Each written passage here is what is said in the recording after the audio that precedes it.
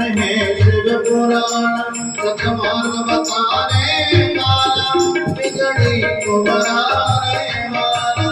ये महाग्रंथ है शिव पुराण सतमार्ग बताने वाला बिगड़ी को बनाने वाला। सुनते सुजान करते हैं मान, सुनते सुजान करते हैं मान। शिव अमृत कोई चरणों में ध्यान अपना कीजिए। शिव पुराण शिव जी की आरती कीजिए। चरणों में ध्यान अपना कीजिए। आही अनूप कल्याण रूप सबके मन को रतिभाए। मन मंदिर में बस जाए